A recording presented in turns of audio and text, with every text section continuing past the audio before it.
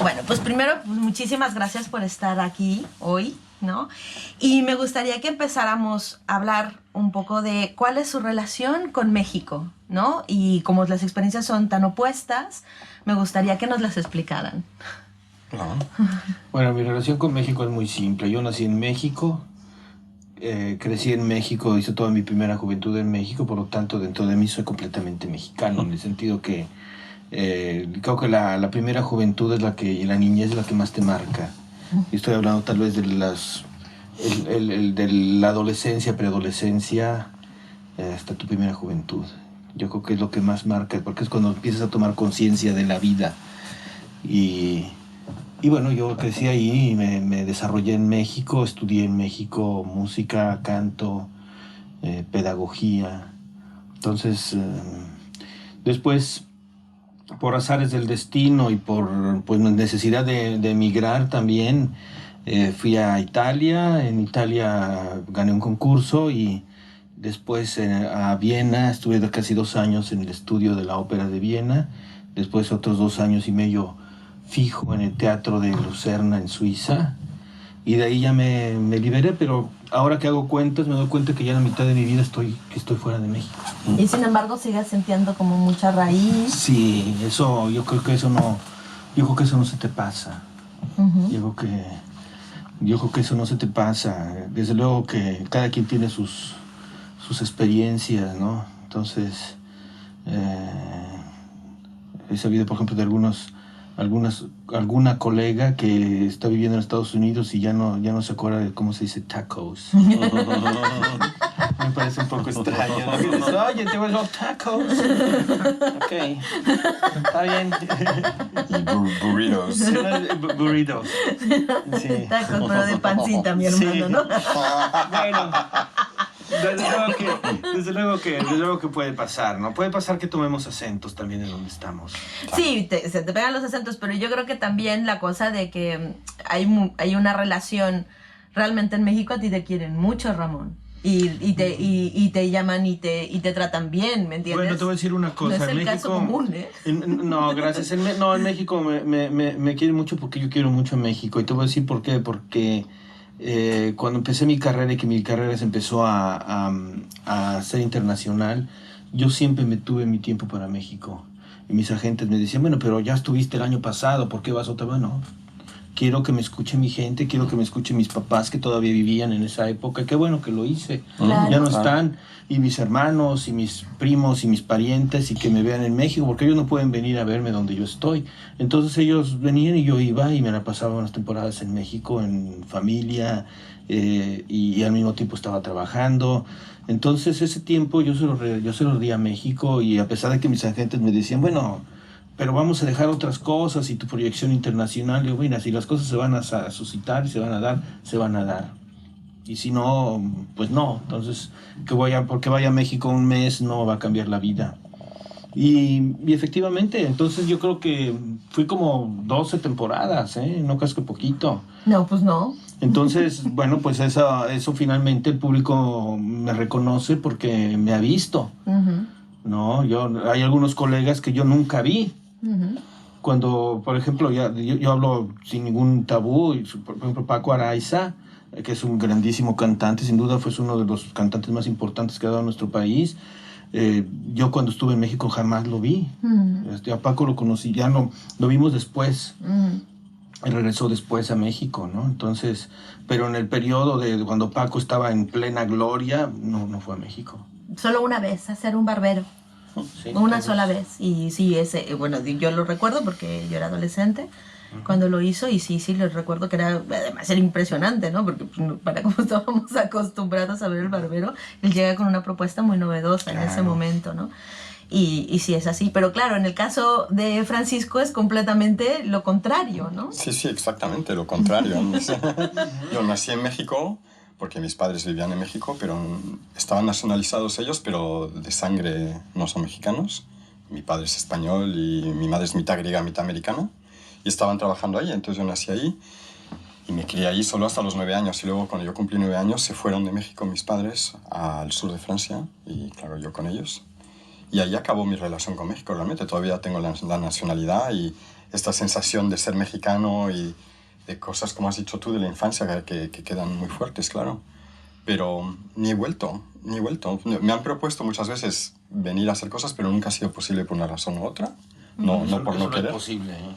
Eso no es posible. Sí, realmente cada vez cambió la dirección artística antes de que se fuese el espectáculo, o ya no había presupuesto, o yo no podía. Sí, bueno, siempre pasó así, bueno, y no preguntaron tantas veces tampoco. No, porque cuando se da una situación así, te deben de preguntar ¿cuándo puedes? Claro. Entonces yo puedo tales fechas y vamos a buscar organizar algo ahí. Pues mira, pues eso no ocurrió. Bueno, pues hay que hacerlo, ¿no? Yo sí. Para quien nos oiga por ahí.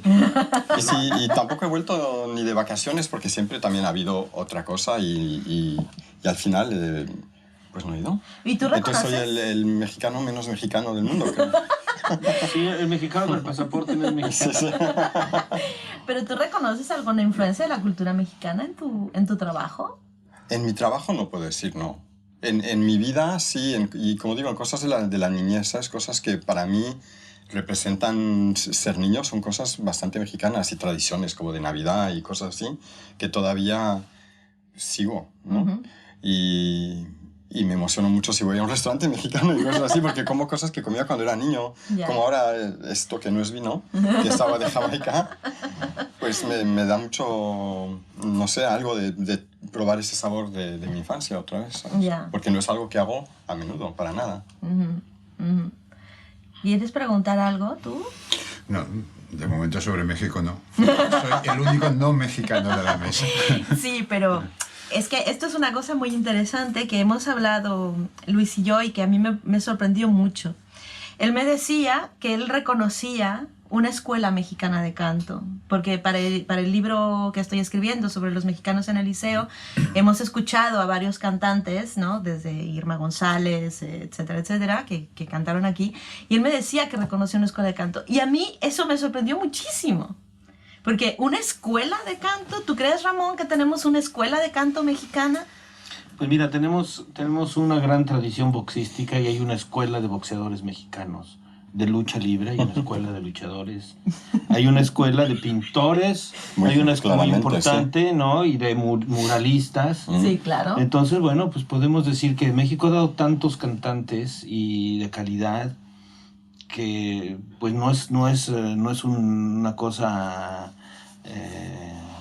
demasiado lejana a una realidad, ¿no? Que tal vez hay una escuela de canto nacida tal vez, yo no sé, me está ocurriendo porque nunca lo había pensado, pero nace mucho de nuestro canto popular.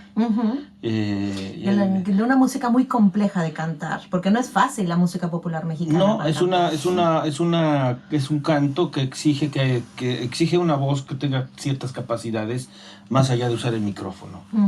Que no tiene nada que ver con la música popular de otros países, ¿no? Con los ingleses o los americanos, que cualquiera puede tomar un micrófono y nuestra música realmente mexicana es música, mucha de ella de un periodo muy específico que te exige tener unas ciertas capacidades vocales y eso ha provocado que venga una generación de cantantes.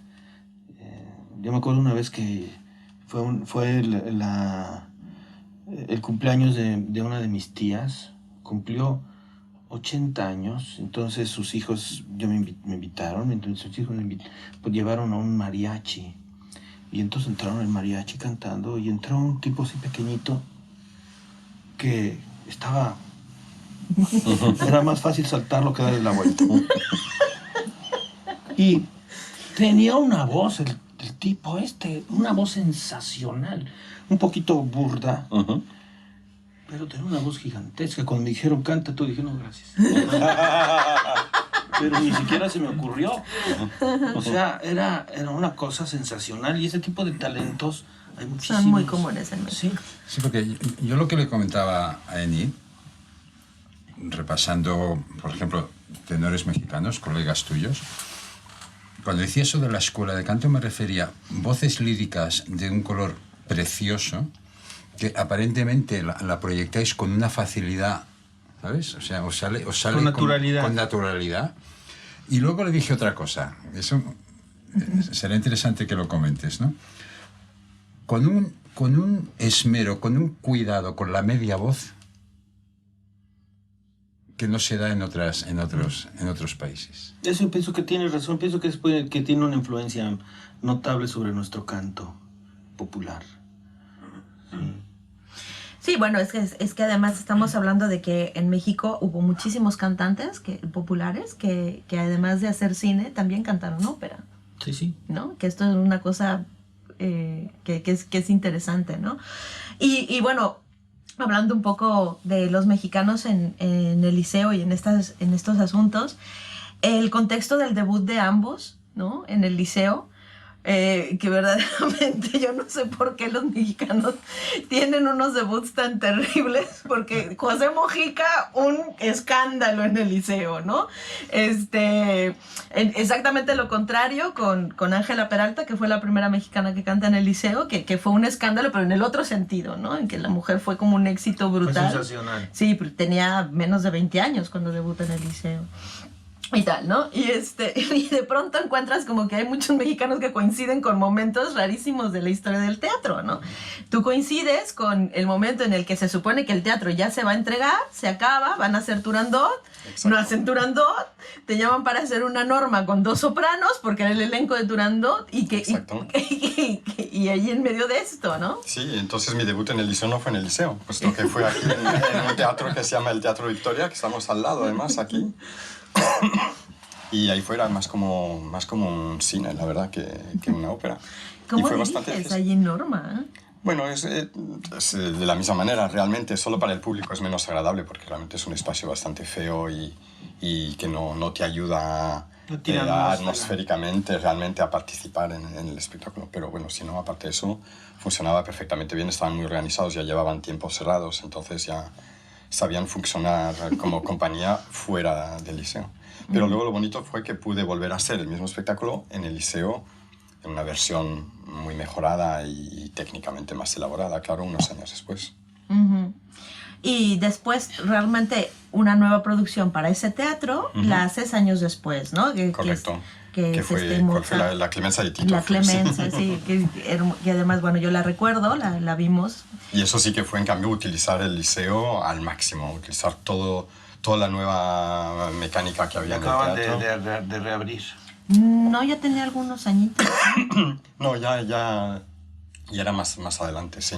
No me acuerdo los años ahora mismo, pero ya van unos años. De hecho, fue, si no me equivoco, la temporada 2005-2006. Sí, puede ser, sí. Uy, tengo una memoria yo con fechas terribles. Pero sí, ahí utilizamos todos los puentes móviles, fue un espectáculo realmente inmenso, cuando la primera Norma fue una cosa muy, muy sencillita, claro. Y tú, bueno, tu debut en un papel, porque antes habías hecho en la temporada 2003-2004 aquel recital, tu debut en un papel viene en medio de la locura universal en el liceo y de una de las peores crisis que ha pasado en su historia, ¿no? Sí. Con amenaza de huelga incluida. Y mira, y ahora estás aquí ahora otra vez. Sí. Con todos los problemas que hay ahora. No, es con eso, este es su debut. Ah, ¿este es tu debut? Ah, no lo sabía, pensaba que no, mi debut, no había cantado. Canté un recital. Canté un recital en el 2003-2004. No, pensabas que hablabas de otro momento. No, bueno, la primera vez que hay un ERE y una cosa de esta. Sí, ¿no? Fue una situación muy grave, sigue siendo, sigue estando la situación muy grave. ¿Y cómo fue? ¿Cómo pudiste pasar por encima de todo esto? Pues mira, había una atmósfera de un poco de tristeza, de incertidumbre, pero de mucha energía, y todos estábamos trabajando con mucha seriedad para que esto pues siguiera adelante. En la rueda de prensa, uno de los comentarios que dijimos y uno de los comentarios que dije, pienso que dije, yo desde luego respeto las decisiones que pueda tomar un sindicato. Ni siquiera soy español como para dar mi opinión, pero yo puedo dar mi opinión, o sea, no puedo participar, pero puedo dar mi opinión, y pienso que si estamos lamentando porque la temporada se va a cortar, no hay ninguna razón para cortarla más. Claro. Es decir, los problemas no se van a resolver porque se corta. los problemas van a seguir, no porque lo hagas más corto se van a resolver.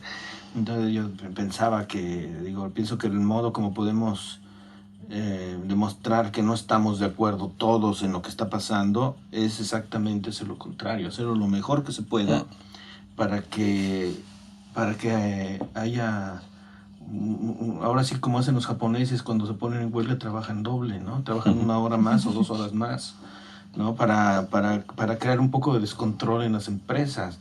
De esa manera pero dije, yo pienso que lo que tenemos que hacer, y sí, creo que la prueba de que todo está funcionando es que de las 18 funciones de Bohème están vendidas en el 95% todas, ¿no? Y yo cuando me pongo a pensar que el teatro tiene un aforo de 2.200 personas más o menos, está vendido casi en su totalidad,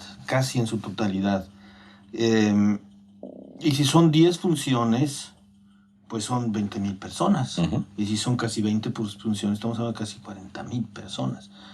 Es que ¿de dónde metes 40.000 personas? Es muy difícil. En Nueva York lo pueden hacer, pero claro. Nueva York son millones de más, no sé, 10 veces más grande que esto. Es impresionante, es impresionante. Yo estoy realmente muy impresionado que, a pesar de que es una ópera popular y todo lo que queramos nosotros, llenar 18 funciones de Bohème o de cualquier ópera con de demanda de boletaje es algo impresionante. Sí, es que es una ciudad que tiene mucha tradición de ir a la ópera primero y también tiene muchísimo público de fuera, también tanto turistas como gente que tiene casas aquí, que vienen algunas semanas al año, entonces se aumenta mucho la capacidad. A pesar de eso, el turista puede venir como parte del paquete, pero no para llenar 18 funciones. No, claro que no. No, es muy impresionante. En realidad los abonados y los aficionados de la ópera en Barcelona a mí cada vez me sorprenden más, ¿no? Porque yo soy abonada del Liceo y yo me siento con los talibanes de la ópera, ¿no? En el 5º piso, son talibanes de la ópera, es una cosa tremenda y a mí me impresionan mucho, ¿no? Me impresiona mucho el conocimiento que tienen de la gente que canta ahí y como me acuerdo uno de mis compañeros de abono que una vez yo le dije que no iba a ir al Boisec que dirigía Calixto Vieito y me dice, no, un momento, aquí vienes, aunque sea buchear, pero tú vienes. Y le digo, no, es que me voy a México, por eso no vengo. ¿No? Pero como esta cosa sagrada de que tienes que ir. Tienes que ir, pase lo que pase. Y eso, por ejemplo, pues es una cosa. Bueno, y aquí el señor. Lo mejor que ha hecho Vieito en el Liceo. Sí, es cierto. Sí. El Boisec. En mi opinión, lo mejor que ha hecho. Sí. Y bueno, él también es un aficionado de estos. Este hombre arriesgaba su vida. Sí, yo soy de los locos estos. Arriesgaba su vida en la época de la transición, ¿no?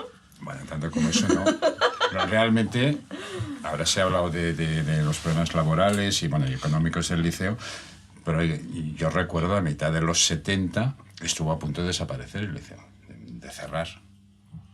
Hacia 1975 o por ahí. Se salvó por los pelos, con unas temporadas mucho más cortitas que ahora, con muy poquitas representaciones, se mantuvo porque se tenía que mantener, ¿no? Debe ser una época en la transición política aquí que era un poco rara, ¿no? Y cuando tú ibas al liceo, pues a veces salías con un cordón policial que te protegía, ¿no? Para que no te tiraran tomates, no a los cantantes, a los espectadores.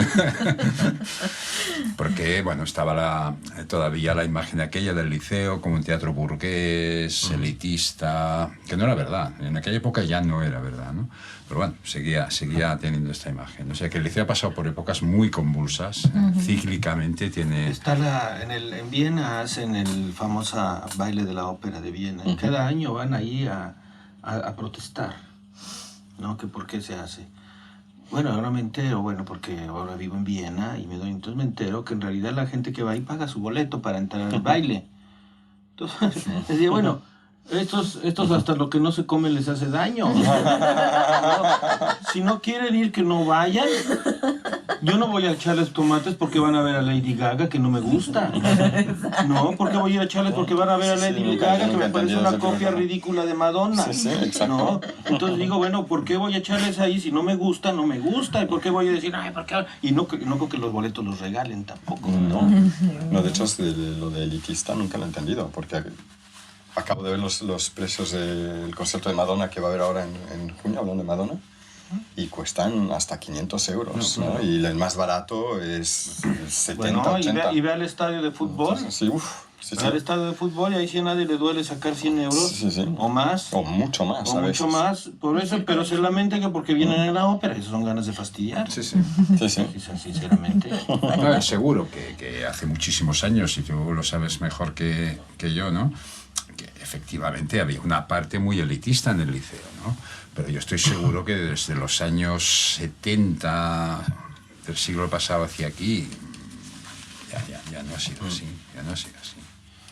Bueno, ahora pasemos un poco más hacia el asunto de cómo creamos un personaje en la ópera. Ahora que la ópera es una cosa mucho más escénica, mucho más cercana al espectáculo teatral, que se ha alejado un poco de ser solamente, ¿no?, el cantante cantando, ¿no? Que esto es una de las cosas que a mí me parece más interesante de la ópera de nuestros días, ¿no? Que yo estoy muy, muy fan de esto. ¿Cómo se crea ahora un personaje, Ramón, desde el cantante? Bueno, mira, yo pienso que hay que tener un equilibrio. Desde luego que ya no podemos hacer las óperas como se hacían hace 50 años, que el cantante se paraba ahí en medio y abría, ¿no? Está el chiste del tenor que decía, Cielo e mar. A ver, ¿no? El director de escena dice, oiga, no sé, dice, dígame, ¿hay algo que no va? Dice, bueno, eso de que es cielo, mar, y pues está bien, dice, pero por lo menos, ¿por qué no utiliza la otra mano? Esta mano es para ida.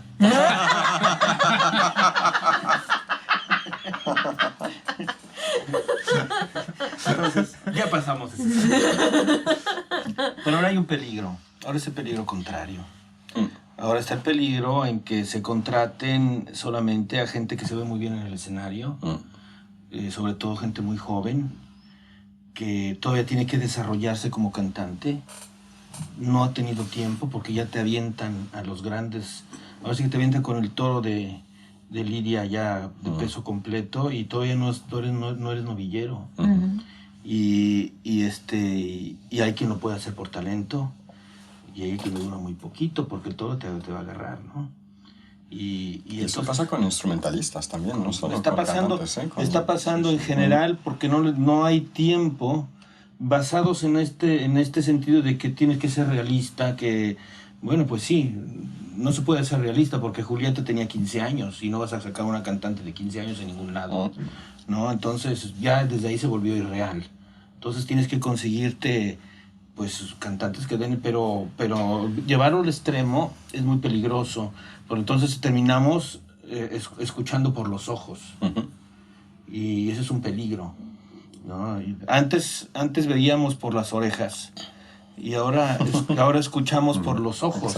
Lo ideal sería usar el sentido que corresponde, ¿no? Lo ideal sería usar los dos. ¿No crees que ahí debe estar influyendo mucho la distribución de videográfica de las obras? Porque yo desde 50 metros en el liceo, realmente me da igual si Julieta tiene 15 años o tiene 30 o tiene 45, si canta bien. Es muy difícil notarlo. Pero claro, luego está casi todas las representaciones importantes que se hacen en cualquier teatro del mundo, aparece el vídeo. Y ahí sí que la exigencia, una Julieta de 62 años...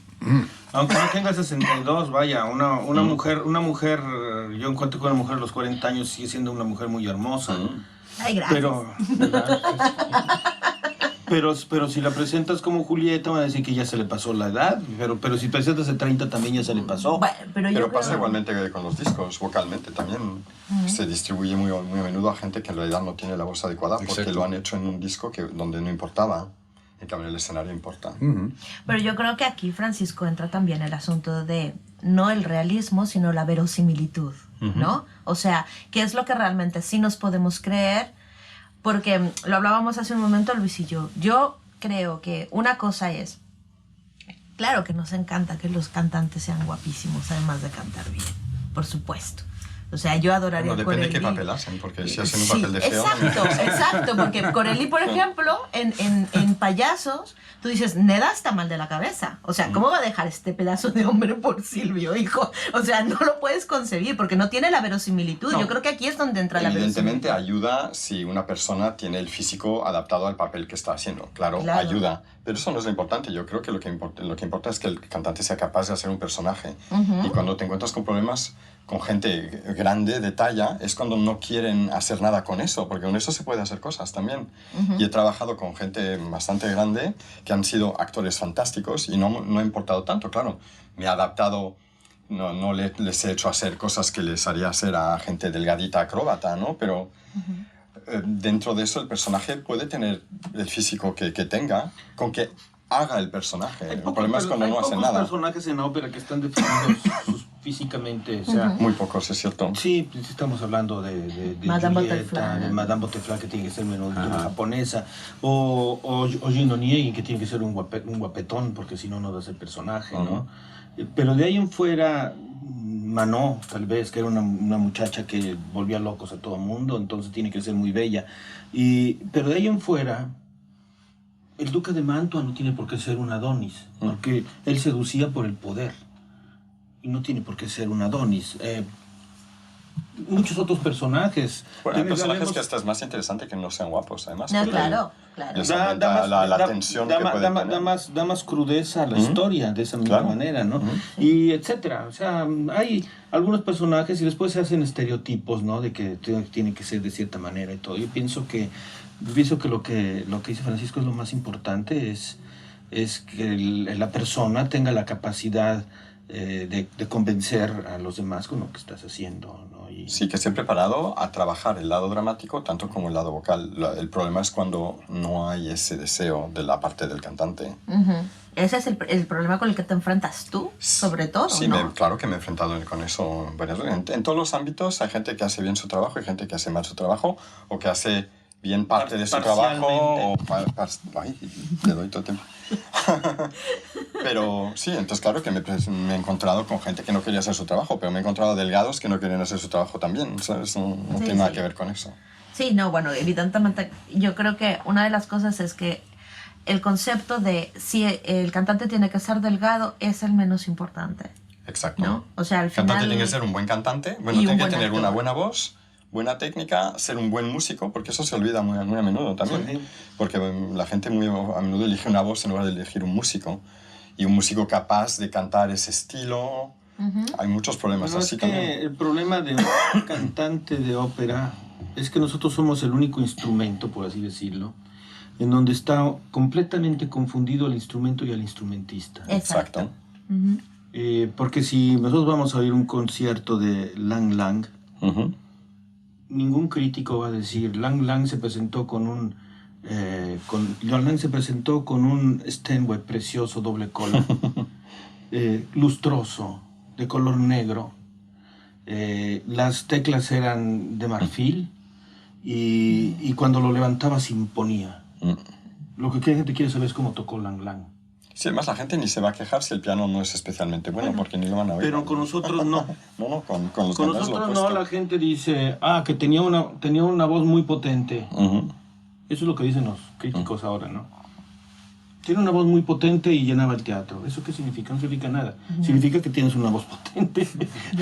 Sí, una obsesión con la voz potente y las notas agudas. Sí, pero sí, bueno, sí. también el pito de la fundidora de Monterrey soy en todo Monterrey, Suena ¿no? fuerte.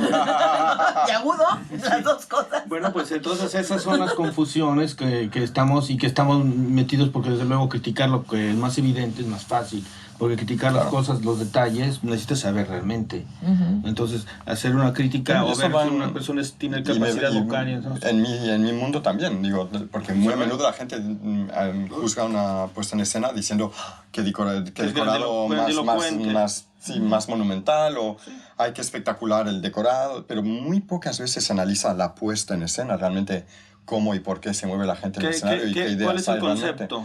Sí, sí, Pocas se veces. queda muy a menudo solo en lo que los se ve. aspectos visuales, solo de lo que se ve, sí, sí.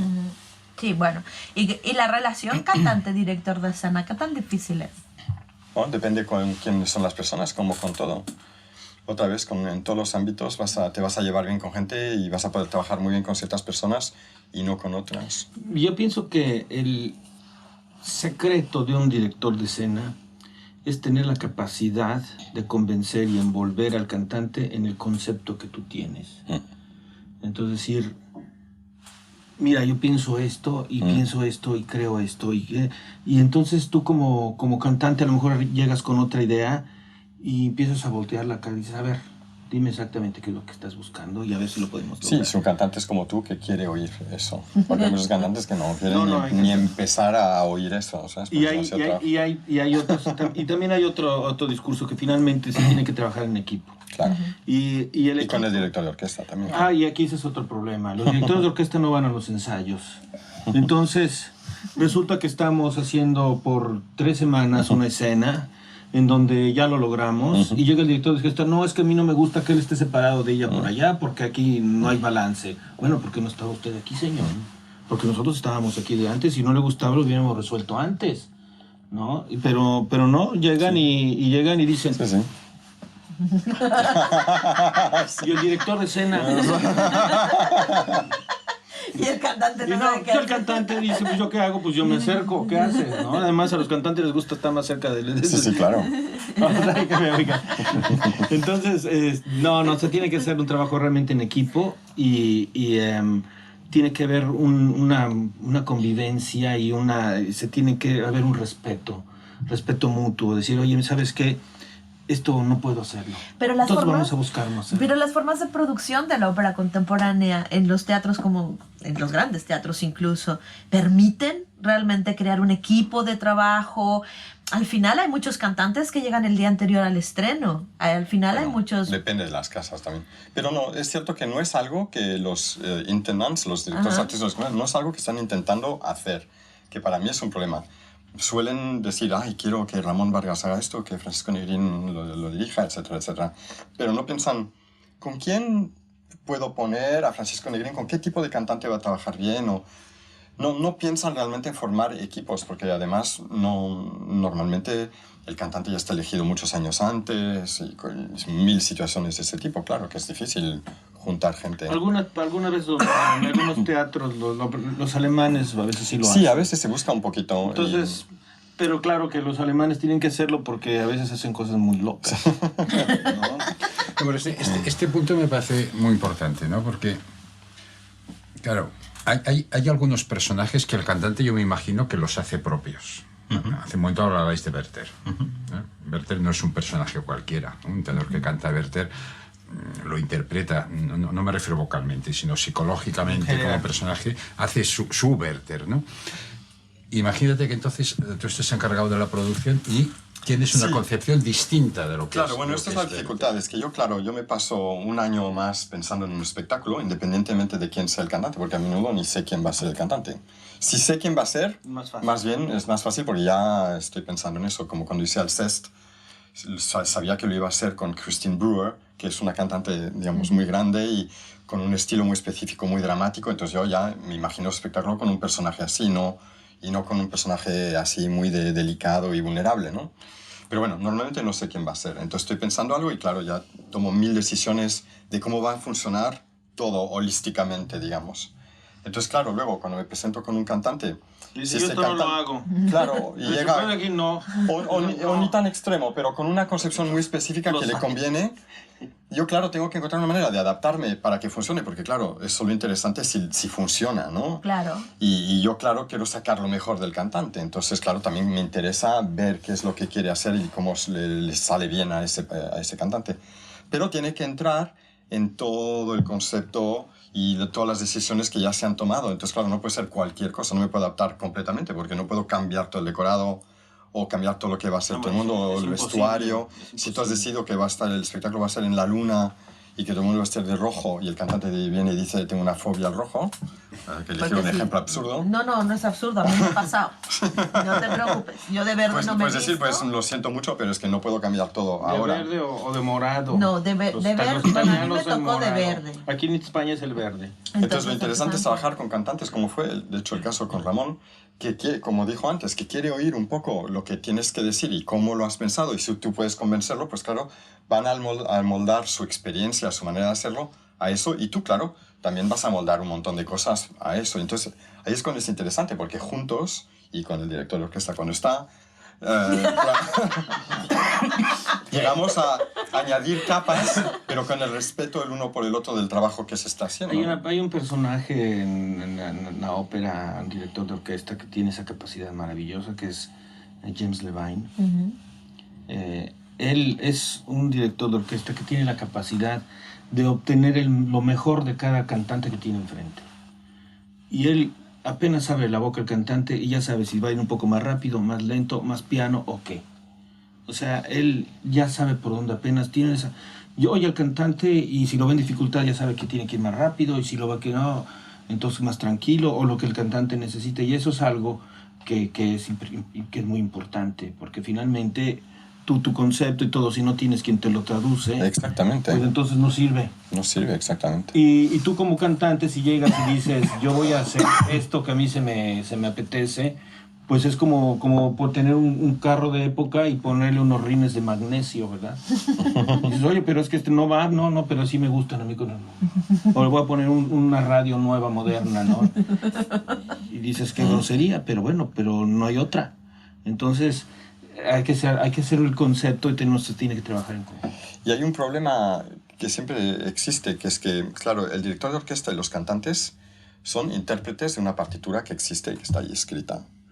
En cambio, el director de escena está en una situación muy rara, donde es un intérprete de esa misma partitura, pero también tiene que crear una cosa completamente nueva. Entonces, claro, al interpretar empiezas a crear, te metes en tu mundo y a veces te alejas demasiado, a veces no.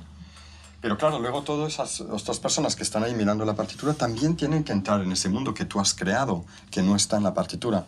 Entonces se crea una situación difícil porque tú te pones a defender algo que has creado tú. Y entonces solo lo puedes defender con, pues eso, con tus palabras y tu pasión.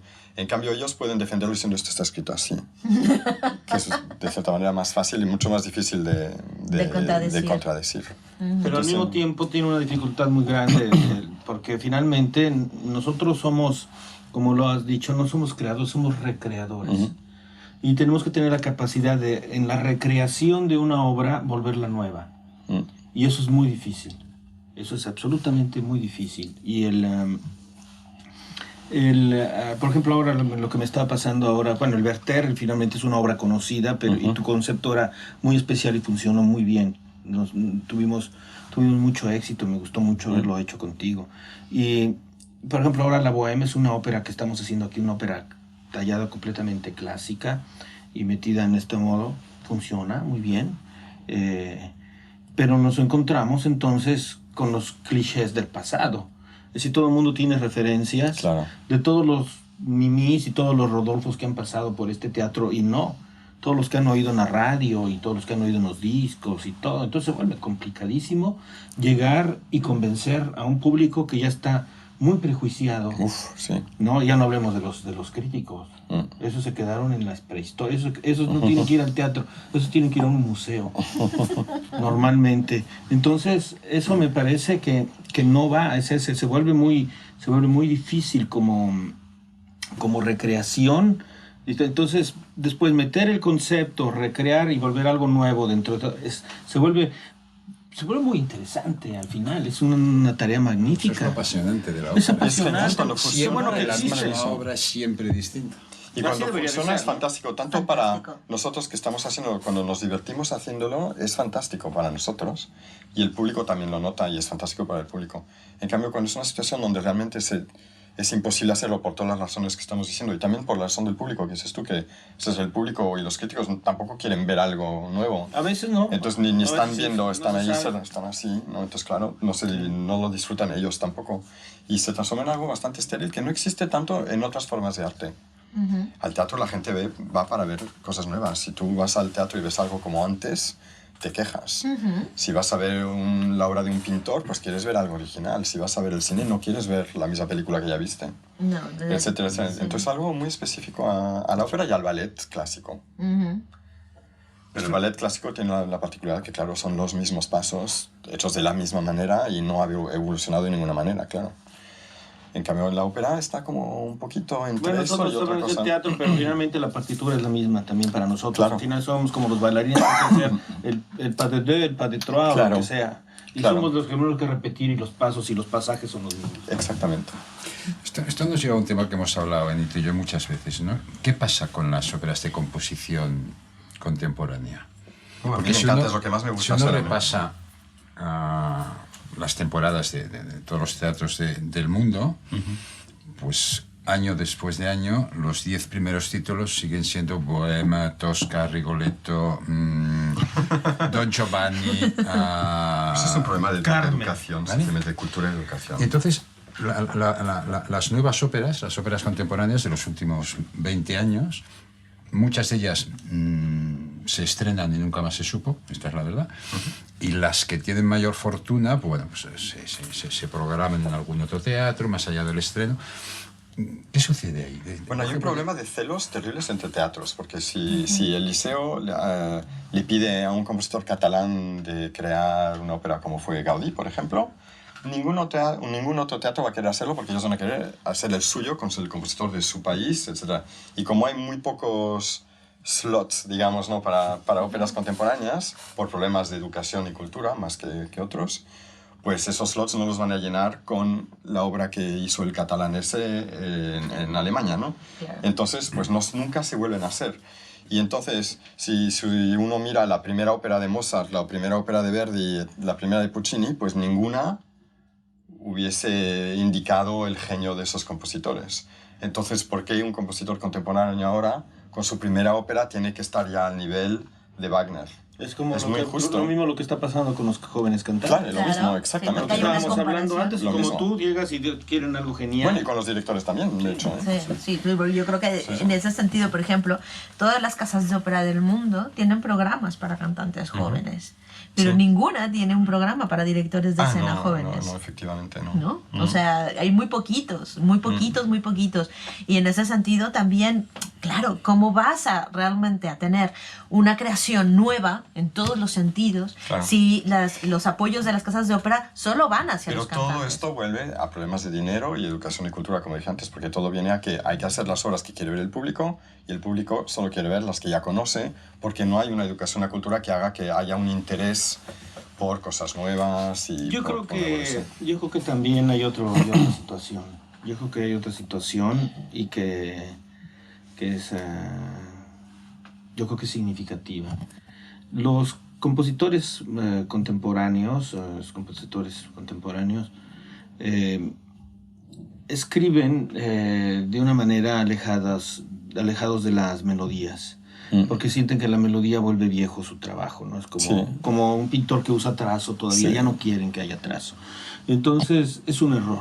Porque y no solo la melodía, sino no escriben de una manera cantable, porque no tienen experiencia. Aparte, porque no han trabajado en una ópera, porque no han tenido entrenamiento. Una voz.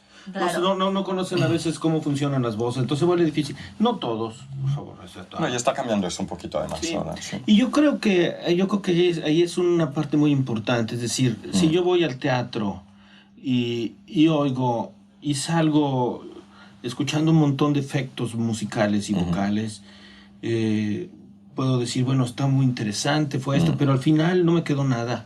No me quedó nada de decir, me recuerdo esta escena, me recuerdo esto. Como demasiado racional, ¿no? Se vuelve, sí, que se vuelve frío, emocional, solamente de lanzar impresiones, ¿no? Se vuelve, sí. Y entonces eso es muy difícil. ¿Qué pasa? Que los compositores, muchos compositores de muchísima calidad, pues se van al cine, que es donde les pagan. Sí. Y entonces ahí hacen composiciones con melodías y con grandísima calidad. Y ya a principios del siglo XX pasó mucho eso. Claro. Y entonces ya está esto, y entonces pues ellos dicen, no hago la ópera porque pasa esto que me dicen, Sí, sí. nadie quiere usar sus obras. Y entonces yo, un compositor, me imagino cuánto tiempo utiliza para poder hacer una obra, años.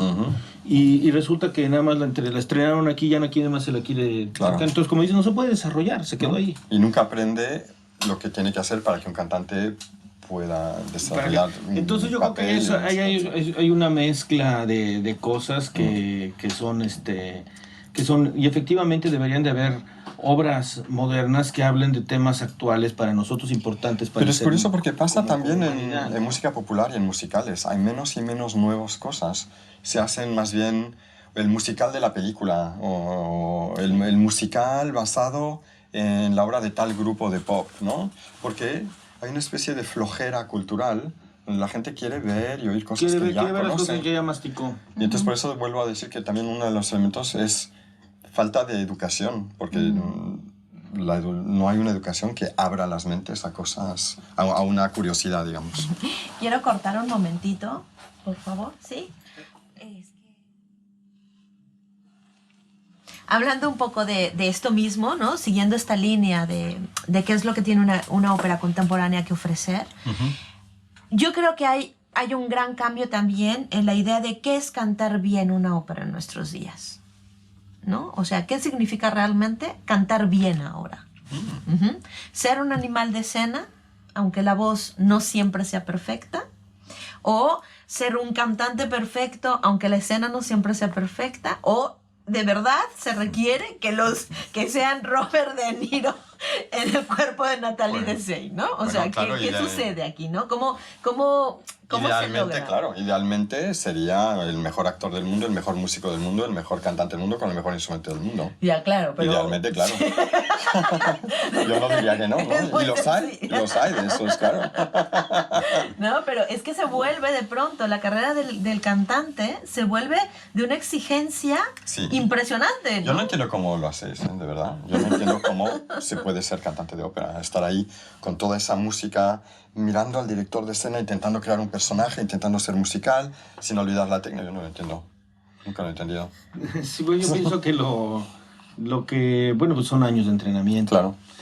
Yo pienso que lo más importante para... Algo que tú comentaste hace un momento era que pues el cantante moderno tiene que basar todo, más allá de sus facultades naturales, vocales, tiene que basar todo a través de la técnica y de la música.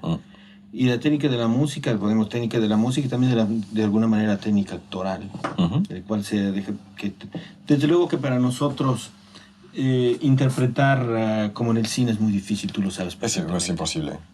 Además, no creo que sea lo adecuado. No, pero bueno, pero hay todavía quien lo... Hay mucha gente que lo intenta, pero es que es imposible. No. Tienes que emitir la voz primero hacia el público. Entonces hay ya 1000 cosas que no puedes hacer, no lo puedes hacer de espaldas. Exactamente, ya hay cosas que ya no puedes Entonces, hacer, ya no. o un Además, canto también tienes que... Y además, según la música, estás cantando según qué tipo de música, tu cuerpo está involucrado en un esfuerzo físico que te impide hacer... Atlético, es un esfuerzo Claro, atlético. atlético, absolutamente. Entonces eso, en esa escena, claro, no vas a poder hacer una sutileza corporal.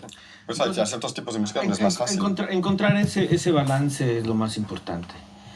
Ahora, pues sí, yo puedo decir que desde luego un gran actor te conmueve, pero yo pienso que lo que puede transmitirse a través de la voz no lo puede transmitir nadie. O sea, algo que sale a través de la voz, las emociones que pueden venir a través de la voz, aunque no seas el mejor actor del mundo, yo pienso que para quien tiene esa sensibilidad la ve de esa manera, ¿no? Y es por lo que has dicho antes, porque es el único caso donde el instrumento y la persona son uno. Exactamente. Es lo más esencial que hay de manera de expresarse. Desde la perspectiva del aficionado, una cosa que tengo la impresión, ¿no?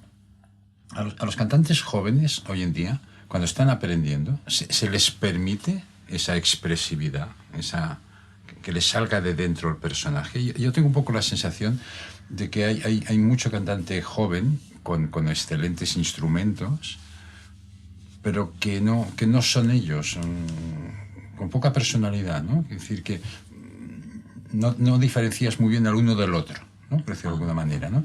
Y a mí me interesaba mucho eso que decías, ¿no? Tú estás ahí finalmente... Tú lo que tienes que hacer es comunicarte con el público mediante la voz, mediante la interpretación. Y a través de la madurez. Y estos chicos no la tienen. Claro. No tienen la madurez porque tienen 27 años y están ya cantando en Scala y en el Liceo y en el Metropolitan. Y esos son teatros para llegar, no para empezar las carreras. Entonces ahora un cantante que nace ahora y que gana el concurso Operalia y que tiene mucho talento, inmediatamente lo avientan es como un novillero que lo avientas al toro de 600 kilos, ¿no? Sí. Y si tú puedes, ay, y ahora para dónde, entonces, pues sí, se va a presentar, pero no va a tener la fuerza, ni va a tener la capacidad, ni la tranquilidad para hacer una gran faena cuando lo que está pensado es que no lo vaya a agarrar el toro. Sí. Bueno, pero yo aquí tendría que decir una cosa que también es cierta. Yo creo que ahora, alguna vez lo hablé con el director artístico del liceo, con el subdirector artístico que lo hablábamos, ¿no? Que él me decía, cantar trovador, por ejemplo, tendría que haber sido siempre un cantante de estos que eran como unos caballos desbocados, ¿no? Que era como esta gente que tenía como un ímpetu brutal. Y él me decía, y los cantantes de ahora son mucho más que eso, porque son gente con doctorados en música, son gente con una preparación teórica e intelectual mucho más profunda. Y, hombre, si vemos a las divas contemporáneas, ¿no? Que son gente mucho más culta, mucho más entera, ¿no? En el sentido de que no eran solamente grandes cantantes medio histéricas, ¿no? Que era un poco como esta idea de las antiguas, ¿no? Sino realmente señoras que tienen toda una propuesta estética, que hacen investigación, ¿no? Pienso de pronto en la Bartoli, que hace toda esta investigación sobre el bel canto y demás. Que es otro tipo de diva, es otro tipo de cantante, ¿no? Ahora cantar bien significa muchas otras cosas y además ahora hay una exigencia estilística que no siempre ha existido en la ópera. No existía, hace 40 años todos lo cantaban de la misma manera. No. Y cantaban siempre lo mismo, además ahora hay un repertorio mucho más amplio. No, y si nos vamos para más atrás, la cosa se pone terrorífica, porque pensemos que había funciones en las que si la ópera El Señor se la sabía en italiano, el tenor cantaba en italiano, sí. y la soprano en francés y el otro en alemán, y aquello era la ONU, ¿no? Entonces, a ver, que hay un rigor mucho mayor que en otros momentos de la ópera, yo creo que sí. Esto hace un cantante distinto también. También, pero creo que, volviendo a la pregunta, realmente también creo que es una cuestión de, más de lo que dice Ramón, como de marketing, ¿no? De cómo la gente está intentando tener voces potentes, notas agudas y un look, ¿no? Entonces todos salen un poco igual porque todos están intentando convencer al mismo mercado. Sí. Está todo como manufacturado. Pero eso es en todo, también en el pop, en todo. Sí, sí. Todo el mundo quiere oír la misma cosa en el teatro, en el cine, todas las películas son la misma también. Y volvemos a eso que decía antes, hay una falta de curiosidad por cosas nuevas y personales. Entonces, si todo va hacia lo que pide el mercado no sabe lo que quiere. Hay que proponerle al mercado. En la ópera, como es además se maneja también de una manera, no más emociones y arte, sino además, es además algo atlético. De alguna manera, se vuelve más complicado todavía porque el joven cantante no le da tiempo de madurar. Claro. Entonces, cuando llegas a los 38, 39 años, cuando tu voz debe de estar en plena madurez, está en completa decadencia. Sí. Y ya no llegan a los 40. Ya cuando llegan a los 40, llegan las voces arruinadas. Entonces, ya está el otro jovencito empezando a hacer lo mismo. Claro. Y ya está esforzando su voz. Y ya está tratando de hacer lo mismo.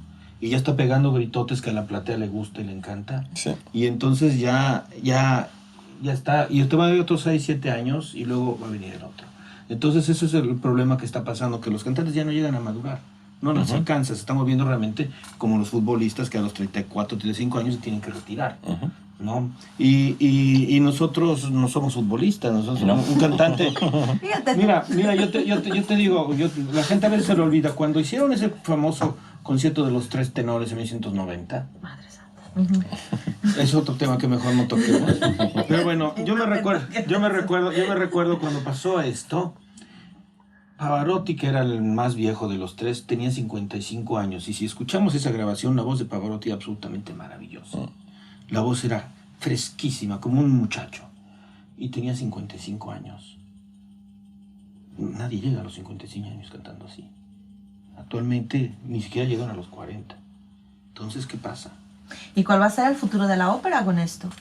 Se tiene que cambiar las reglas, porque si van a haber óperas que no se van a poder hacer, y entonces van a tener que volver a tomar una dimensión que salga más allá de toda esa cosa tan superficial. Yo creo que lo que va a pasar es como siempre hay ondas así, ¿no? Y vamos a llegar al punto donde por razones de dinero, de marketing y todo lo que estamos diciendo va a haber solo la bohème y la gente al final se cansará de la bohème y empezará a haber un movimiento para hacer cosas nuevas y se volverá eso la moda, supongo. Espero.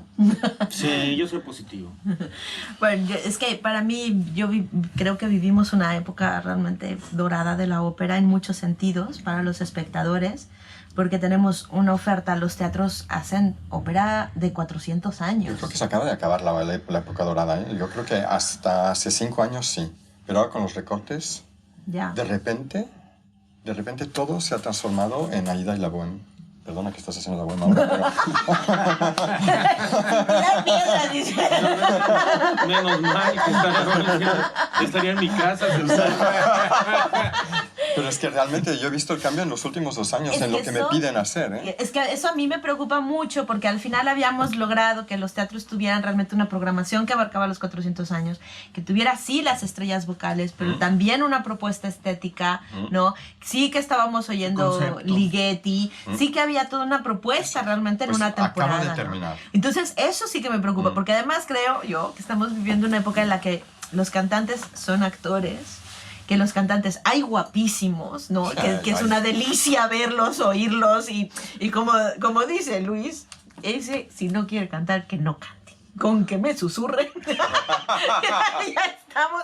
O sea, que yo creo que hay una riqueza, ¿no? Ay, Hay sí, una de todo, riqueza. se puede hacer de todo. Exacto, y que además, como dices tú, 40.000 personas en una ciudad de 1,5 millones de habitantes van a oír la bohème.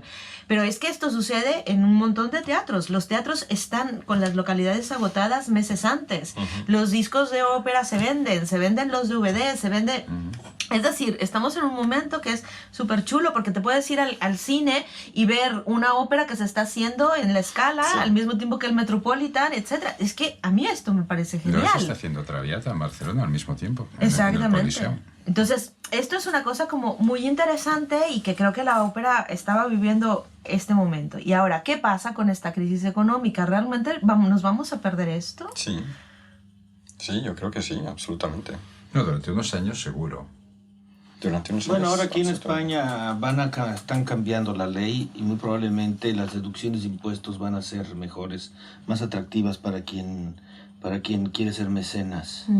Porque ahora me parece que pueden deducir algo así como el 33, 34%. No sé exactamente, pero Sí, es muy distinto de el Estados 30%. Unidos, Y ahora se van a subir y va a ser un poco menos del 70%. Significa que alguien que quiera quiera ser mecenas y que tenga una compañía, dice, bueno, yo voy a ofrecer dinero, me voy a hacer un marketing de mis productos Sí. que sean y voy a dar dinero a la ópera y eso va a ser una cosa importante porque yo pienso que va a servir. Sí, pero Va a ser creo verdad, que sí, eso sí, no sí. tardará en volver. Yo creo que la gente volverá a dar dinero pronto.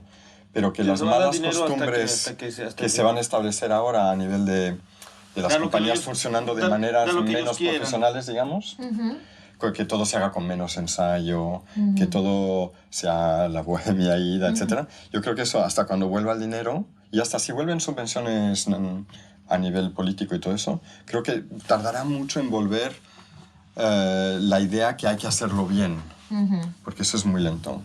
Y la gente se acostumbra muy rápido a comer McDonald's una vez que están con McDonald's. Tardan mucho a volver a la comida. Finalmente se busca que cuando se levante el telón hayan los cantantes más conocidos o Sí. prestigiados en ese momento, aunque la parte escénica no es exactamente la mejor Sí. cuidada. Ujú. Entonces eso puede ser un peligro porque desde Y luego... los más conocidos, no necesariamente los más buenos. Sí, no, los más conocidos, los Sí. los más de moda. Sí. Y eso puede caer, desde luego, que el problema que finalmente todo lo que se ha ganado a través del teatro y que los cantantes pues se involucren menos.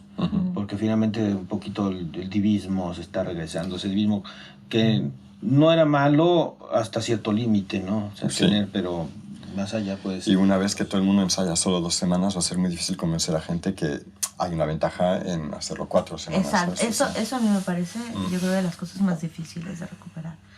Pero bueno, muchísimas gracias. A ver, ahora no tanto como gente que se dedica profesionalmente a la ópera, sino como persona, yo les quiero agradecer a los dos las noches encantadoras que nos han hecho pasar en el teatro, ¿no? Y que de verdad esas cosas son por las que uno se levanta todos los días a vivir en un mundo tan decadente, tan polémico, tan terrible como el que vivimos, y que es maravilloso que México no sea solo una nota de violencia, ¿no? Gracias a sus artistas. Y esto, pues, mil gracias. Gracias. Gracias.